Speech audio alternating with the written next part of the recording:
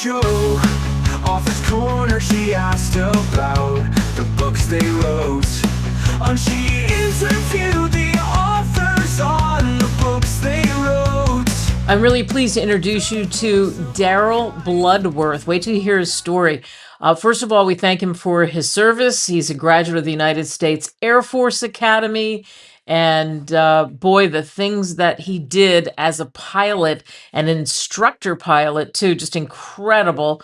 Received all kinds of honors there, went on to law school, became a trial lawyer. Think about litigation. How often do we talk to lawyers and they don't have the trial steps, but he's got so much background in that. Did that for over 50 years. He's written a novel called A Time to Heal, which talks about grief and a courtroom drama and the things colliding in that courtroom with his main character, David Jordan, who is struggling being a single parent. Fascinating. So, Darryl, thank you so much for coming on. It's a delight to be here, Kate. Well, first, let's talk about the early days for you. What led you into the Air Force? Well, I was in one of the early classes at the Air Force Academy, and it was pretty new at the time. It seemed exciting to me. I liked the idea of the challenge it would bring and the idea to fly some pretty exciting airplanes as well. So all of those things came together to get me to apply. Fortunately, they were interested in my sports background. I wound up playing football and baseball at the academy, and that may have helped a little bit in getting me in. But those are the things that led me to go, and it was one of the best decisions I ever made. So once you do that, you get through the academy, and a lot of people don't realize then what's next when you look at assignments. Well, my first assignment right out of the academy was to go to pilot training, and I went to pilot training at Moody Air Force Base, which is in South Georgia. At the time, that process was about a 13-month program. Then I got an assignment to be an instructor pilot because I did well at pilot training. That was about 3.5 months or so of training in Texas to be an instructor pilot. And then back to Moody Air Force Base, where I was an instructor pilot on the flight line for a year. Then they asked me to also teach a couple of academic classes, basic aerodynamics class, flight planning, things that new pilots have to learn. And I did that. And after being there for 2 years, I was transferred to Tyndall Air Force Base, just outside Panama City, Florida, to be an instructor pilot at the school training pilots to be instructor pilots. So I had some wonderful assignments. I bet. What's the toughest thing for, you're instructing people. There's people that just don't make it and those that do. What does it take to be able to fly, the kind of planes we're talking about? Well, it takes an ability to remain calm under some stressful circumstances. But beyond that, the average person can learn. It takes a certain amount of hand-eye coordination. Beyond that, I'm not quite sure, but you sure know it when you see it in someone as a student pilot. Yeah, no kidding. So, with what happened with your Air Force, where you were, of course, instructing pilots, all of that, what was it that made you decide, okay, now I'm going in the direction of law? Well, I enjoyed the flying. Had some wonderful experiences there with some wonderful friends, but I came to realize that I just couldn't see myself continuing to be a pilot for the rest of my working life.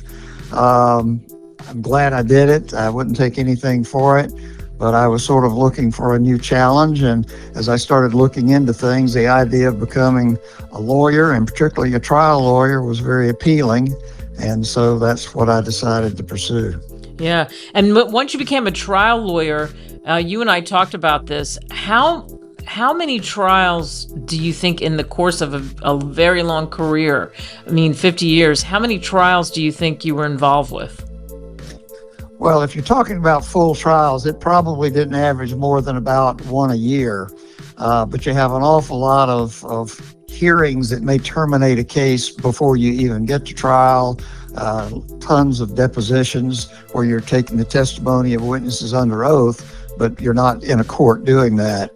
So the work I did was more in business-related law. It was not criminal law, and it wasn't personal injury law. Those are the fields in which you tend to have a higher number of trials each year. But I was in court regularly, and it was an exciting part of the practice. Yeah, and you had some big cases that you were involved with. You and I talked about this too. The Pulse nightclub shooting happened back in June of 2016. Tell me what you did there as far as who you were involved with. Well, what happened in that is within a couple of days after that horrible event, a large number of the media companies sued the city of Orlando to get the recordings of the 911 calls in and out of the Pulse nightclub as a result of the shooting.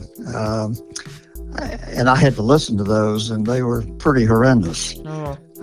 But to the credit of the city of Orlando, they took the position that some of these were so bad they simply should not be out in the public domain, and they defended it. And on the worst ones, we were able to get the court to rule that only transcripts of those would have to be produced. Now, what I thought was a rather interesting outcome, once the media companies found out they could only have the transcripts, they weren't interested in that. They were only interested in the calls, and I'll leave it up to your imagination as to why they needed those. Yeah, boy, no kidding. And that process took a little bit of time, right? Yes, I've forgotten now. It's been quite a while how long, but I think we resolved that within about 6 months or so. Wow. And this is what we're talking about. Like, people don't realize sometimes what happens in whether, the event takes 6 months, what could take up to a year, like you say, if there's a trial situation. Did you love what you did? I did. I found it to be very rewarding. It's tough. You're under an awful lot of stress, but from my Air Force days, I was used to that. I found it to be a very rewarding career, a worthwhile career, and I'm glad I had the opportunity to do it. Yeah. So then you take what you know, and they say a good writer writes about what they know, and of course you write about things related to what happens with the lawyer and the courtroom and all of that. And in this book, A Time to Heal, a novel, you're talking about really grief and dealing with grief. And I mentioned David Jordan and how he's just wiped out by the death of his wife, and how he's a single parent and struggling with that, and what happens when you throw in some other things, and he's battling depression and whatnot. Tell us more about writing that and the background for it. Well, the background for A Time to Heal is it's the second novel. It's a sequel to my first, We Who Remain. We Who Remain deals with David's wife's cancer, and she ultimately dies. So A Time to Heal picks up from that point, and how he has to deal with it, because and not just for David Jordan, but for anyone who suffers the loss of a spouse, a child, or a very close friend, life doesn't stop, even though you're going through a very difficult time.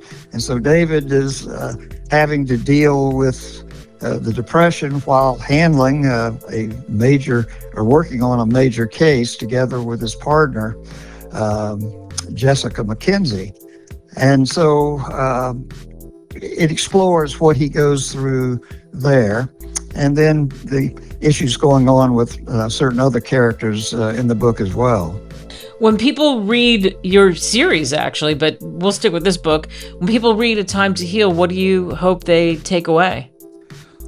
Well, in both of the novels that I've written, the two major themes that I have in those, and the reasons that I wanted to write them, is that we live in very difficult times for a variety of reasons, and most people seem to be unhappy. Loneliness is at a historically high level today.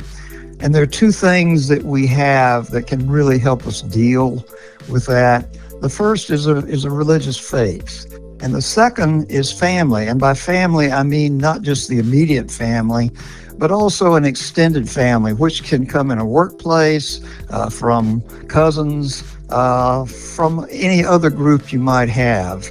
And to the extent we don't rely upon our faith or don't rely upon our family, people who really care about us, people who are there for us no matter what the situation is, if we don't rely upon that, we're going to be lost. It's going to be very hard to deal with modern life.